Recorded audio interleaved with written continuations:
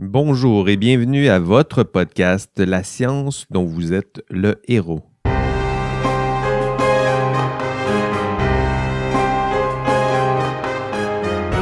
Bonjour et bienvenue au podcast La science dont vous êtes le héros. Je me présente Jean-François Sénéchal, prof chargé d'enseignement à l'Université Laval et bienvenue à votre podcast sur la science, la recherche en sciences et ses héros ordinaires qui défendent courageusement les idéaux de la recherche académique. Là, vous reconnaissez maintenant Marie Tournelle.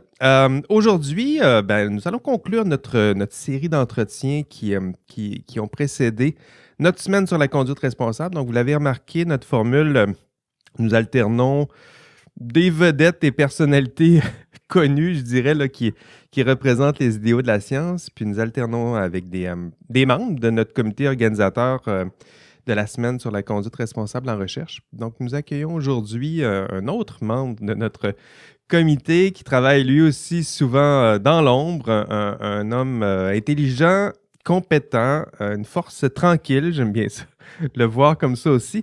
J'ai la chance de travailler avec lui dans le cadre de cette semaine. Michel Ouellette est avec nous aujourd'hui. Bonjour Michel. Bonjour Jean-François. Comment ça va? Ça va très bien. Merci de me recevoir. Merci d'être là aujourd'hui. C'est ça nous change de nos réunions. Là, on chatte comme ça, là, à gauche et à droite, sans trop de convenance. Mais là, aujourd'hui, on va faire ça en bonne et due forme. Nous sommes le 23 avril, donc en confinement toujours au Québec. Ça s'achève, mais donc Michel et moi, on n'a pas pu se rencontrer aujourd'hui. On est à distance sur Zoom, d'où le son. Il y a un très bon micro aujourd'hui. Merci Michel. Michel, on se voit souvent, puis en fait, j'ai jamais pris le temps de... C'est ce que je fais souvent à l'université. Je me lie rapidement d'amitié avec tout le monde, mais je sais rarement exactement c'est quoi les fonctions de ces personnes-là. C'est quoi tes fonctions plus officielles ici à l'université?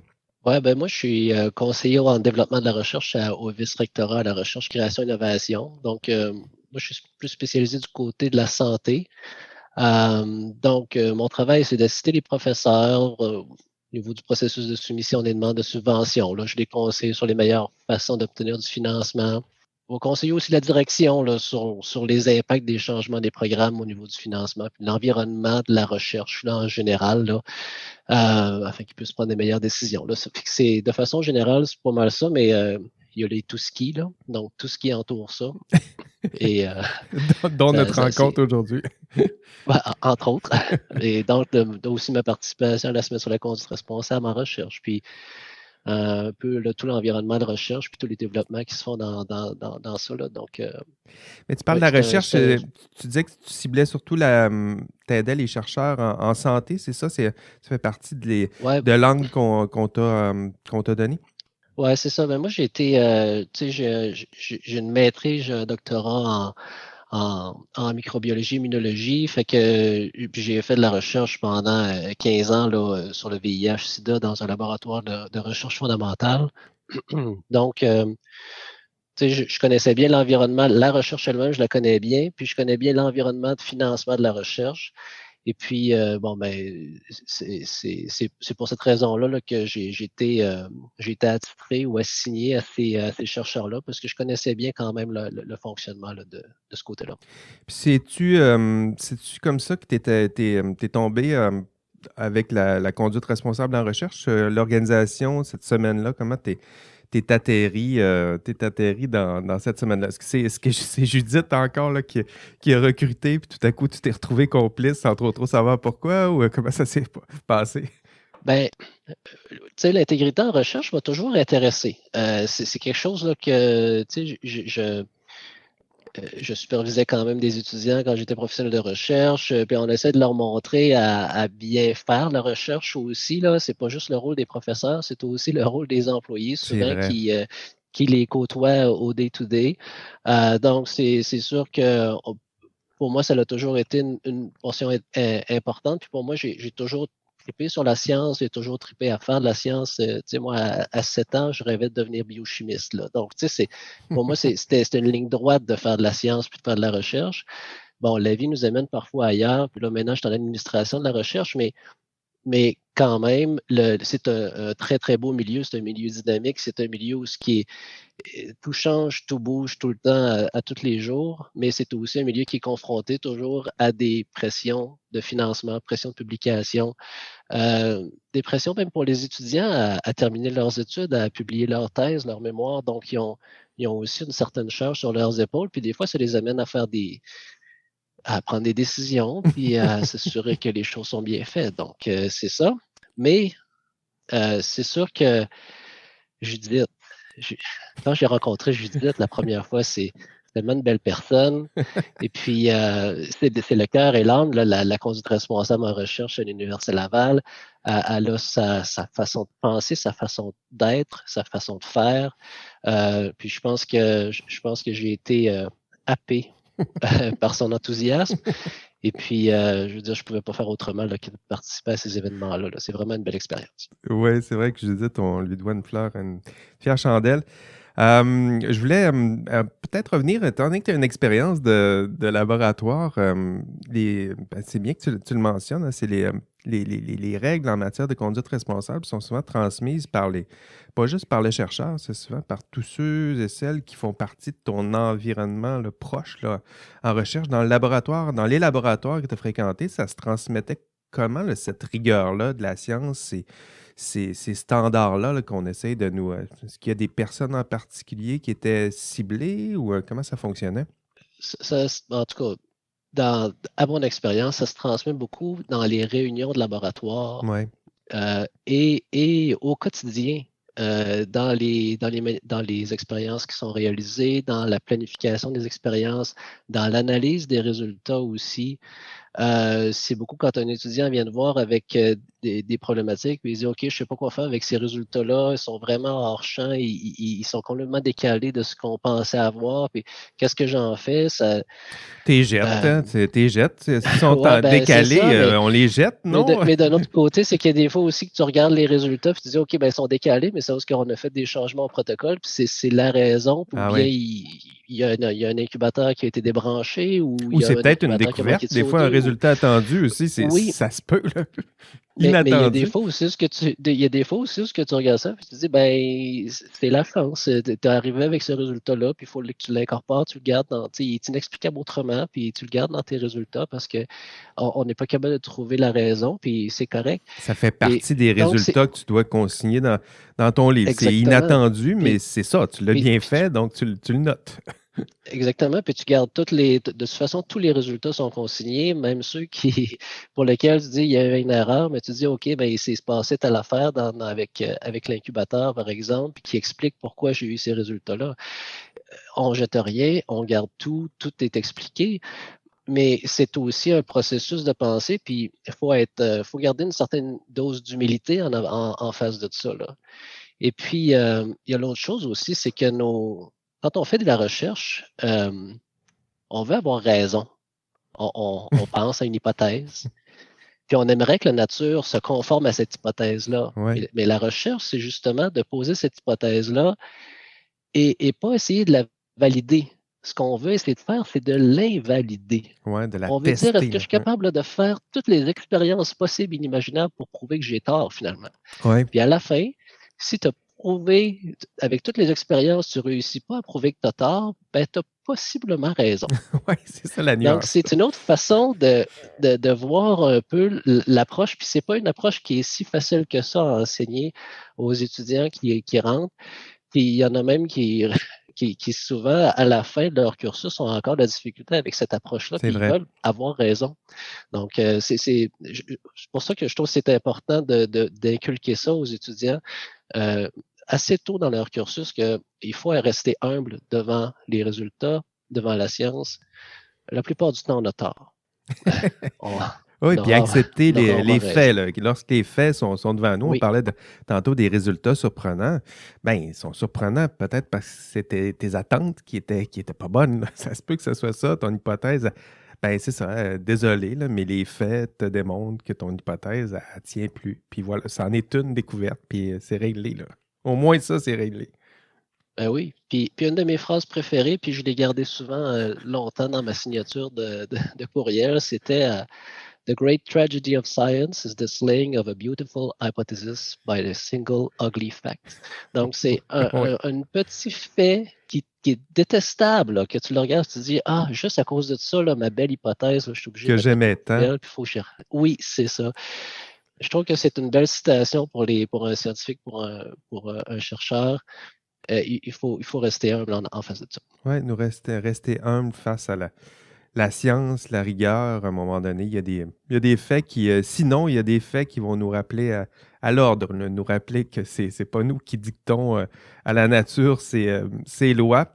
Un thème que, merci Michel, je voulais aborder un thème avec toi, c'est ça. Je vais quitter un peu le laboratoire pour sauter dans notre thème cette année, en tout cas pour la conduite responsable en recherche. C'est le thème la science dont vous êtes le héros. Tiens, j'ai un extrait à te faire écouter, là. Il m'est venu une idée aussi, mais je pense que par rapport au fait qu'on veut avoir une trame plutôt sur l'écosystème, j'avais pensé je sais pas si vous vous souvenez les livres dont vous êtes les héros. Moi, j'en ai lu beaucoup quand j'étais jeune, là. Tu sais, ça pourrait être la science dont vous êtes les héros, mais ça pourrait être la thématique. Mais étant donné qu'on veut parler plus d'écosystème puis de responsabilité partagée des individus puis des collectivités puis des institutions, ben, tu sais, je le dis parce que moi, je prends ça plus comme un brainstorm. Là, on met des idées puis après ça, on choisira là, à réfléchir. J'aime beaucoup ton thème, Michel. J'adore ça, moi aussi. C'était au premier meeting, ou peut-être pas le premier meeting, mais sûrement un des premiers meetings cette année. Donc, curieusement, on était dans une curieuse grande forme, je dirais, là, peut-être soufflée là, par je sais pas, peut-être le stress pandémique là, qui nous a stimulés. Mais on se cherchait des nouvelles idées sur la conduite responsable. Puis, c'est toi qui as proposé cette idée-là. D'ailleurs, on entend à la toute fin Marie-Ève puis Judith qui aime beaucoup ton thème. Pourquoi, d'où ça sort ce thème-là, la science dont vous êtes le héros?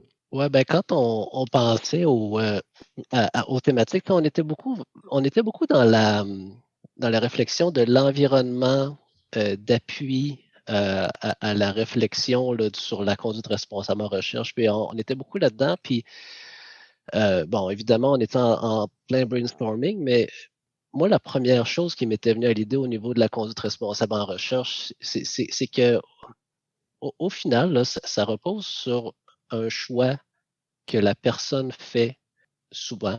Puis je dis pas que l'environnement n'est pas important, là. C'est pas ça du tout, là. Mais ce que je dis, c'est que souvent, c'est la personne qui est toute seule en avant de son cahier de laboratoire ou toute seule en avant de son écran d'ordinateur qui prend une décision. C'est vrai. Soit qu'elle prend la bonne ou elle prend la mauvaise. C'est vraiment une question de choix.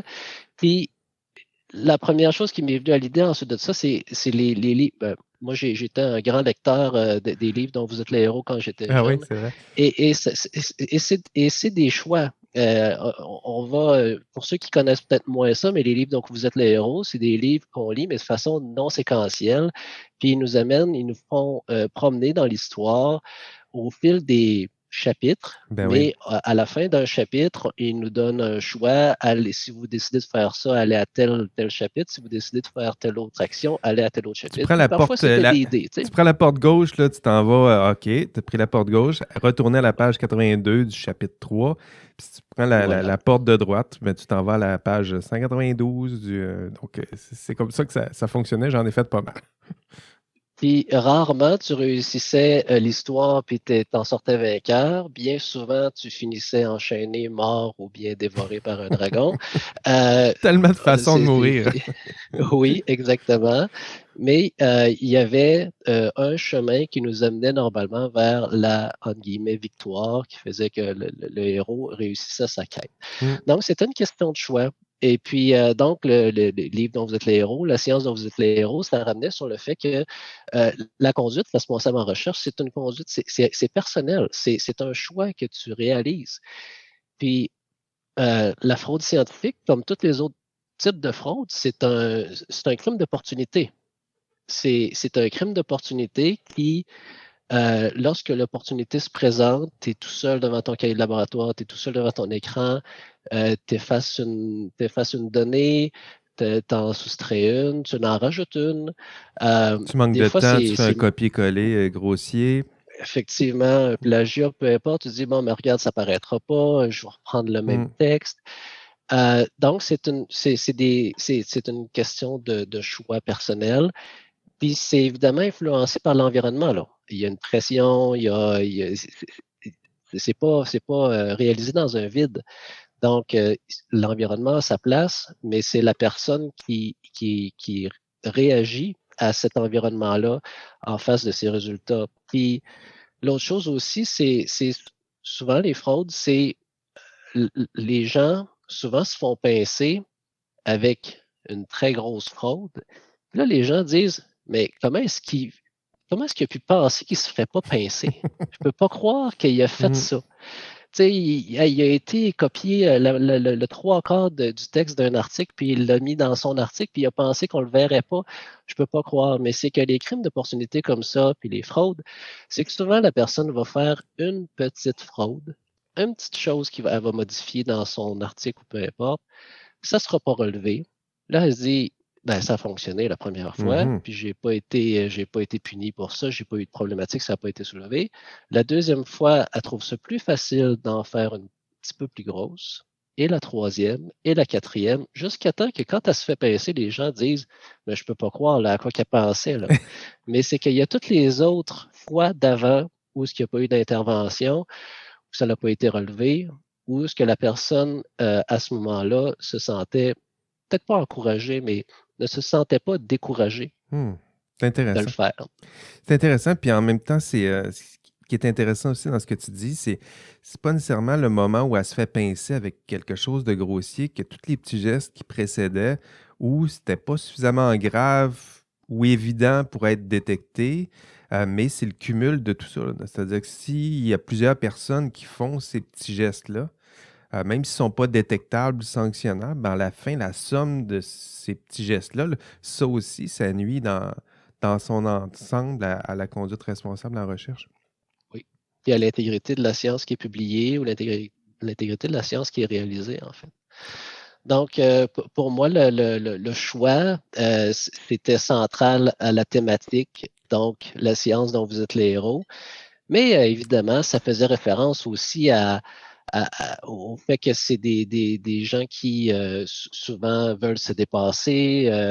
C'est des personnes qui doivent faire preuve d'un esprit critique, qui doivent faire preuve d'un esprit d'analyse, qui doivent arriver aussi avec une force pour réussir à réussir en sciences. C'est pas facile de réussir dans l'environnement de sciences actuelles, de la recherche.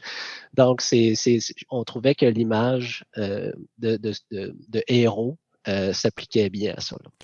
Tout à fait. Donc, moi, je me demande, les livres de super-héros, est-ce que tu trichais, toi? Moi, je trichais. les livres dont vous êtes les héros, ben. Moi, je me rappelle que je trichais un peu. Il y en a un que je réussissais. Vas-y. Je me rappelle que je trichais un peu. Je cornais, là, je pliais le bas de mes pages. J'avais une technique savante de signet là, pour. Je voulais pas que mon héros meure. Là, fait que je revenais en arrière. Je me servais de mes doigts. Je gardais ma page avec le doigt. J'allais. Puis là, à un moment donné, j'étais rendu au 5e choix. Là, il me manquait le doigt d'une main. Là, c'était pas. Oui. Mais oui. Et c'était bien sûr plus pour être capable. Au final, on lisait presque tout le livre. Là. Oh oui. Parce qu'on faisait tous les choix, puis on réussissait à arriver à la fin. Bon, le but, c'était d'y arriver. Mais je dois dire qu'il y en a un, je me souviens plus c'est quoi le titre, mais il y en a un en particulier que j'ai jamais réussi à faire ou à le compléter sans tricher, en fait. À un moment donné, je me suis dit que ça devait être une blague, puis que la personne l'avait écrite, puis que finalement, ça se terminait jamais bien. Donc, enfin. Oh, le troll. Ah non, c'est intéressant. Puis c'est intéressant comme image aussi, ce héros-là qui prend des décisions. J'aime bien aussi ton idée de les responsabilités individuelles, c'est-à-dire que c'est vrai qu'en recherche, on n'arrête pas de répéter que, en tout cas, moi, je répète qu'il y a pression de recherche, pression d'agrégation, pression de financement, le comportement des pairs. Donc, c'est tous des éléments structuraux qui peuvent influencer notre comportement, mais à la fin, il y a quand même un choix individuel qui se fait. Il ne faut pas l'oublier. Il est essentiel. C'est la personne dans son laboratoire face à ses résultats, face à son écran, qui a toutes sortes de tentations, mais à la fin, c'est une personne qui va prendre une décision difficile qui pourrait mener à la page 192. Vous êtes mort. Faut pas l'oublier. En fait, moi, j'aimais bien, moi, quand tu as proposé l'image du héros, moi, je voyais plus les super-héros. Donc, moi, c'est plus là-dessus, parce que dans l'extrait, on ne m'entend pas, mais moi aussi, moi aussi, je trépignais là, devant mon ordinateur. J'aimais bien cette idée-là des super-héros ordinaires. D'ailleurs, je l'ai répété dans mon intro, là, les super-héros ordinaires, ces personnes qui nous entourent, qui sont normales. Là, on les voit là, autour de nous, des chercheurs, des gestionnaires. Il y a toutes sortes de personnes, et des étudiants, les bibliothécaires, il ne faut pas les oublier, les professionnels de recherche, toutes sortes de personnes qui, dans l'ombre, là, dans l'anonymat un peu de la recherche universitaire, ils sont là aussi pour défendre les idéaux, valeurs de la recherche. Tantôt dans le laboratoire, moi aussi, j'ai déjà fait du laboratoire. Puis je me rappelle que c'est une personne en tant que telle là, qui m'a formé à c'est quoi la rigueur. Michael Dick, qui s'appelle toujours d'ailleurs, qui m'a formé à c'est quoi la recherche, comment on est rigoureux, qu'est-ce que tu fais avec des... Ça prend ce genre de personnes-là qui t'entourent, parce que si tu tombes sur un mauvais mentor, ça peut mal aller, là. Oui. Oui, assez vite. Assez vite. Michel, c'est quoi qui, dans notre programme cette année, tu nous as aidé à concevoir ce programme super héroïque, la semaine sur la conduite responsable. C'est quoi la conférence? On a titré, d'ailleurs, on s'est inspiré, là, les gardiens de l'intégrité. Là, c'est un petit clin d'œil aux gardiens de la galaxie, sinon Watchmen. On t'a fait plaisir avec la kryptonite de Superman. Je pensais que c'était toi aussi qui l'avais. On a inséré ça dans nos titres. C'est quoi la conférence qui peut-être pique ta curiosité encore plus cette année? Ouais, ben, je vais peut-être être chauvin, là, mais c'est vraiment la kryptonite de la science, là, la désinformation. Est-ce que c'est la kryptonite de la science? Est-ce que c'est le titre qui t'intéresse ou c'est le sujet? Là? Le sujet m'intéresse beaucoup. Les intervenants qu'il va y avoir aussi, puis là, on est dans une campagne massive de vaccination là, contre la COVID-19 présentement. Là, pour la postérité, dans 20 ans, quand les gens réécouteront ça, ils pourront savoir que c'était à ce moment-ci. Ah oui. Et on est donc dans une campagne massive de vaccination. Puis donc la désinformation sur les vaccins, c'est vraiment un sujet qui est quand même très important de couvrir, puis de s'assurer que les gens aient une bonne compréhension de ce que c'est, de ce que ça fait, pourquoi est-ce que c'est bon, puis pourquoi est-ce que c'est bon qu'il y ait des arrêts des études ou des arrêts d'utilisation des vaccins. Par exemple, pour AstraZeneca, là, quand Oui. ils ont déclaré là, qu'il y avait des thromboses, puis il y avait peut-être des problèmes de coagulation sanguine, les gens ont beaucoup soulevé ça comme une problématique, puis c'est une réticence à aller chercher ce vaccin-là. Mhm. Moi, je l'ai vu comme c'est une preuve que nos mécanismes de contrôle fonctionnent très bien. Les vaccins sont énormément surveillés. C'est vrai. L'utilisation, on est capable de trouver un cas sur 1 million. On est capable de dire, OK, est-ce que c'est relié à ce vaccin-là? Il n'y a pas beaucoup d'autres médicaments là, ou d'autres interventions médicales qui sont aussi C'est vrai. surveillées que l'utilisation des vaccins. Donc, c'est un peu la démonstration là, que puis l'évaluation du risque par la population, bon, ça fait peur, effectivement. Là, hey, je vais prendre un vaccin, puis je me retrouve avec un caillot sanguin au cerveau. Là, c'est quelque chose. Là. Mhm. Mais c'est l'évaluation du risque par rapport aux autres risques. Le risque, il ne se fait pas non plus dans un vacuum, il se C'est fait vrai. dans un autre, avec d'autres interventions. Puis le fait d'attraper la COVID ou le fait aussi simplement de traverser la rue, de prendre son véhicule, tout ça est associé à des Ben oui. risques. Puis ça ne nous empêche pas de Et traverser donc, la rue. Là.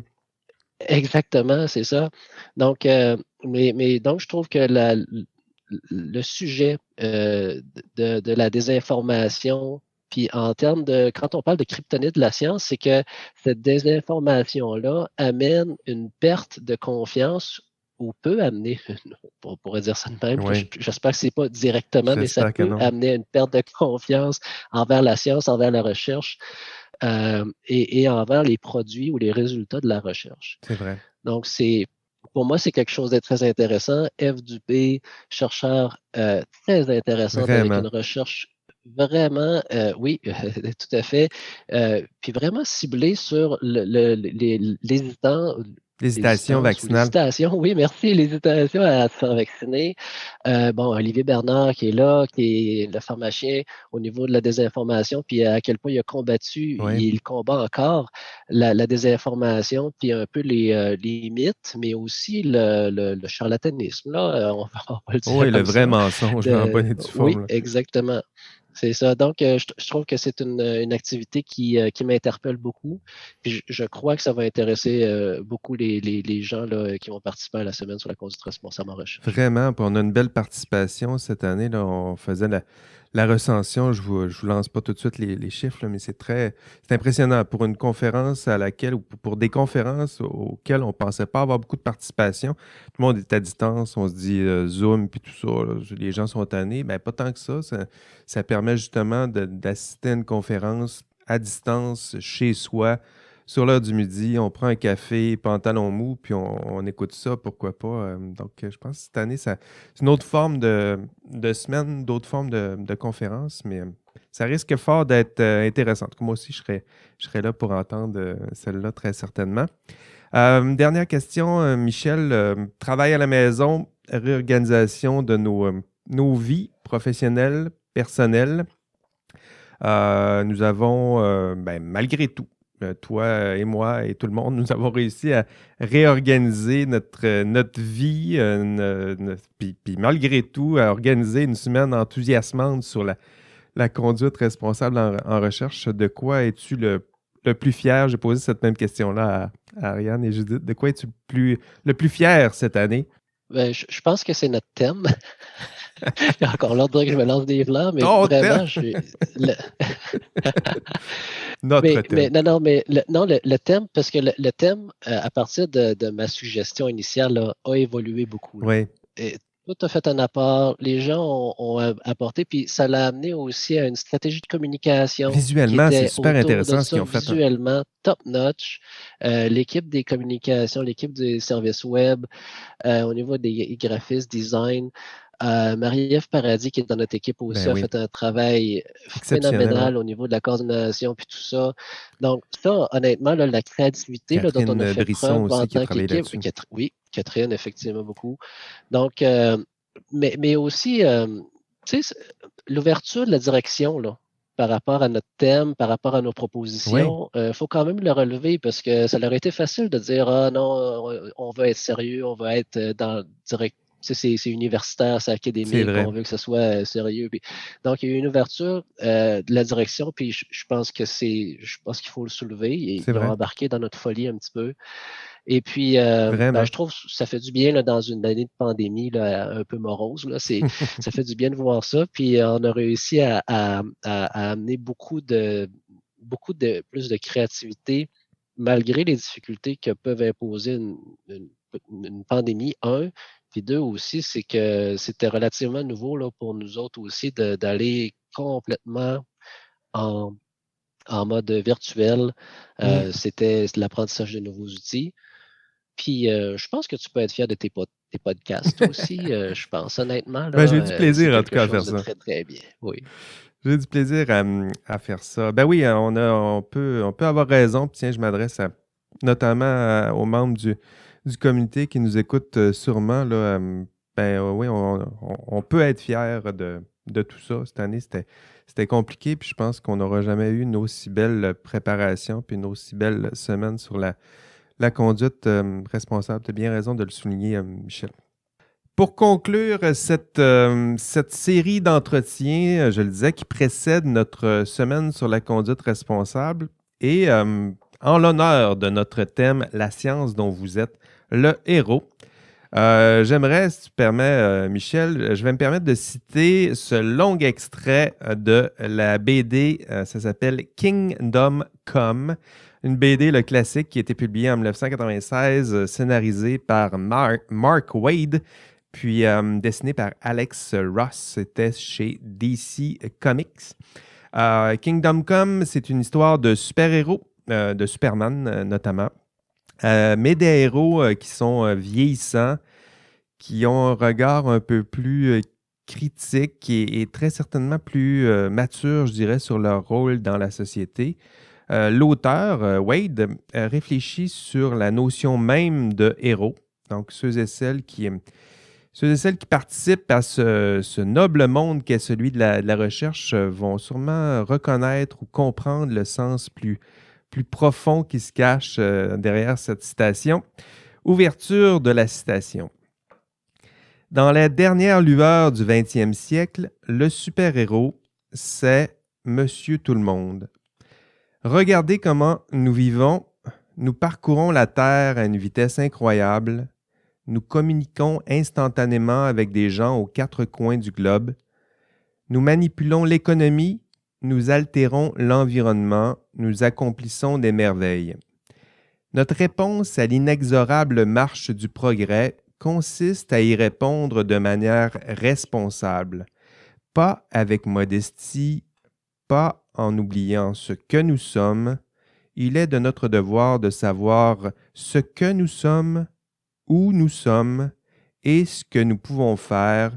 Il est de notre devoir de comprendre les ramifications de nos actes et de choisir ou de ne pas agir en gardant les yeux ouverts.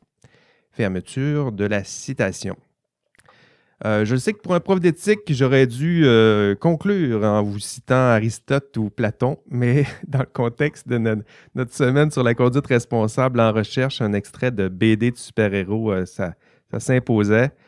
Merci, Michel. Merci de défendre à ta manière les idéaux de la recherche dans notre institution universitaire qu'est l'Université Laval. Merci de faire tout ça de manière responsable. Merci Jean-François. Salut bien. N'enlève pas tes lunettes, Michel, sinon on pourrait deviner ta vraie identité. Rappel, la semaine sur la conduite responsable en recherche aura lieu du lundi 10 mai au 14 mai. Venez en grand nombre, comme ils disent. Nous y discuterons ensemble de l'importance de l'intégrité de la conduite responsable en recherche, de la confiance du public envers la science et ses institutions. Voilà, c'est tout.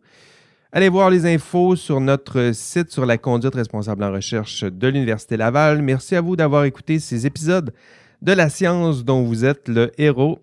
Pour ceux et celles qui ne pourront se joindre à nous lors de cette semaine, je publierai via ce podcast les enregistrements audio des conférences, des panels. Donc, restez abonnés. Je suis votre hôte Jean-François Sénéchal. Allez, on se revoit au prochain épisode, sinon lors de notre semaine sur la conduite responsable en recherche à l'Université Laval. Allez, bye bye. Bye bye, Michel.